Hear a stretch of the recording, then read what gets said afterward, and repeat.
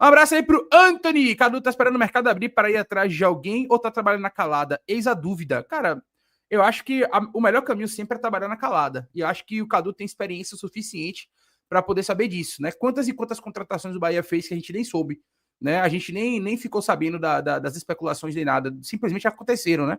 Como foi o caso do William José. O William José a gente descobriu porque teve uma pessoa no Twitter que era parente do William José, lá da cidade que ele estava, e que ouviu falar que o William José estava vindo para Salvador para fechar com o Bahia. Mas ninguém tinha essa apuração. O Bahia foi buscar o William José na surdina e ninguém tinha feito essa apuração, por exemplo.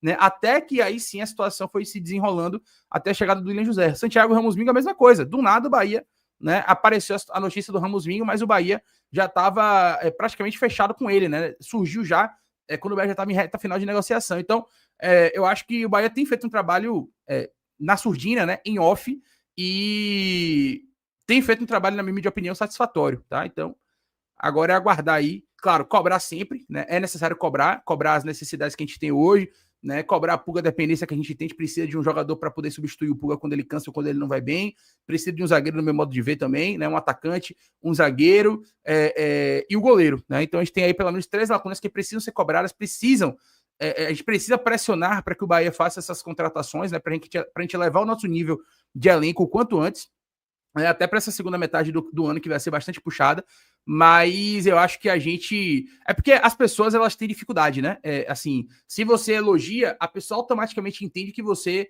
é passadora de pano. Você não pode simplesmente ponderar umas situações e cobrar outras, né? Se você é um cara que elogia, você é um cara que não cobra nunca. Se você é um cara que cobra sempre, você é um cara que não elogia nunca. As pessoas não conseguem, né? E infelizmente no Brasil existe uma limitação, né? Onde as pessoas não conseguem fazer análises contextuais, né? As pessoas não conseguem analisar o todo. A pessoa escolhe um lado, né? Ou você é vermelho ou você é azul, ou você é isso ou você é aquilo, sabe? Não existe uma contextualização, não existe uma ponderação, você não consegue pensar além da caixa no Brasil, infelizmente. As pessoas escolhem um lado, vestem a camisa e querem matar o outro lado e custa o que custar, sabe? Infelizmente no Brasil é assim que funciona. Né? Então a gente tem dificuldade um pouco de tecer as nossas opiniões, mas é a forma de comunicar que eu acredito, né? Então eu vou seguir com a minha convicção. Emerson Santos, boa tarde, Leire. Espero que o City Futebol Group esteja vendo o nível do nosso futebol e invista em peças para chegarmos longe nas competições. Essa janela de agora será crucial para o restante do ano. Concordo com você. Se a gente quiser ter resultados melhores, né? Se a gente quiser galgar títulos esse ano, se estiver no planejamento dos caras galgar títulos esse ano, a gente precisa, sem dúvida nenhuma, de maior investimento. Sem dúvida nenhuma, né? Não vai dar para a gente galgar títulos em 2025 se nós não formos ao mercado para trazermos pelo menos umas 3 peças que cheguem para poder levar o nosso nível de elenco. Isso aí eu concordo 100%. Né? Agora, existe uma questão chamada planejamento. E aí eu não sei exatamente qual é o planejamento que os caras têm. Né? Se o planejamento que os caras têm, por exemplo, é um planejamento de esse ano ir para uma Libertadores para a fase de grupos, né? Tentar o crescimento, continuar com o crescimento de maneira paulatina, né? Ou se a ideia dos caras é realmente tentar já uma arrancada final e ser campeão já nessa temporada. O Raul Aguirre falou sobre isso, né, gente? O Raul Aguirre falou que a ideia, se vocês tiverem a oportunidade, se vocês ainda não assistiram, eu recomendo que vocês assistam, né? Porque é o nosso CEO, é o cara que entende, claro, o futebol fica muito mais na mão do Cadu Santoro do que do Raul Aguirre, mas ele entende, né, o Bahia quanto negócio de uma maneira geral, e o futebol faz parte do negócio Bahia, que o Raul Aguirre é o CEO. Então ele fala sobre isso, né? Ele fala que a ideia é cada vez mais estar ali entre os 5, entre os 6, entre os 4, entre os 3, até que quando você chegar ali naquela reta final de estar sempre chegando entre os 4, entre os 3, você dá um punch final para você buscar o título, né? Mas basicamente essa é a ideia, essa é a fórmula, essa é a filosofia que os caras têm, e foi o que os caras fizeram com o Manchester City. Né? A verdade é essa. Os caras fizeram investimento, foram moldando. Quando o City se estabeleceu ali no top 5 da Premier League, os caras fizeram um investimento mais robusto e foram buscar o título. Basicamente é assim que funciona, né? Não tem para onde correr. Saudações tricolores, Leiro. Em sua opinião, qual a maior distância? Flamengo, Palmeiras e Botafogo com os demais brasileiros ou Flamengo, Palmeiras e Botafogo com os times tops da Europa? BBMP. Cara, eu acho que a maior distância é dos times brasileiros com os times brasileiros mesmo. Né? Eu acho que existe uma diferença muito grande. Para você pegar o Flamengo e Criciúma, ou pegar a Série A, você pegar o Flamengo Sport, o Flamengo e Vitória, por exemplo, a diferença é muito discrepante, né? Se você pegar ali um time, o top 3 do Brasil hoje, né? Flamengo, Palmeiras, acho, e Botafogo é o top 3 do Brasil hoje, beleza. Você pega esses 3 times aí, você compara com os times da segunda metade da tabela, a diferença é muito maior no meu modo de ver, né, do que você pegar, por exemplo, um time classe A da Europa e pegar o melhor Flamengo que você puder colocar em campo e jogar. E o Mundial tem mostrado isso, né? Isso não é estar emocionado, isso não é, meu Deus do céu, né? Não, não é nada disso. Agora, no meu modo de ver, você vê aí, velho, o Flamengo no Campeonato Brasileiro já meteu 2 goleadas, né?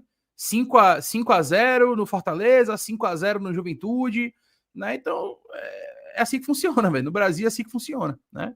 O buraco é mais embaixo. Um abraço aí para Júnior Soares, tamo junto. Jona, tamo junto. A diferença entre times brasileiros e times europeus é tão menor do que a gente pensa que o Chelsea é quarto colocado da Premier League. E aí? O que eu acabei de dizer. Eu acho que a distância, por exemplo, entre Flamengo e Juventude é maior do que a distância entre Flamengo e Chelsea, por exemplo, né? Ou Flamengo e sei lá, Barcelona, enfim. Gostaria de ver, inclusive, um duelo como esse, né? Um Barcelona e Flamengo, assim, um Barcelona e Palmeiras, um Real Madrid e Palmeiras, sei lá. Abraço também para Marlon Muriel, tamo junto. Infelizmente, o City Futebol Group vai escolher o Manchester City no Mundial em 2029.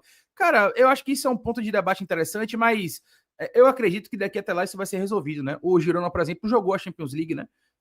E o City também estava na Champions League. Então, eu acho que isso é resolvível, sabe? Isso é algo que é contornável, digamos assim, né?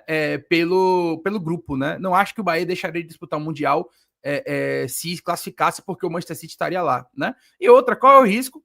Por incrível que pareça, né? A gente não tem como saber o futuro, mas qual é o risco de eventualmente, se isso acontecer, né? Hipoteticamente, se isso acontecesse, né? Por exemplo, em 2029, ninguém garante que o City estará no Mundial de 2029. O City pode não estar.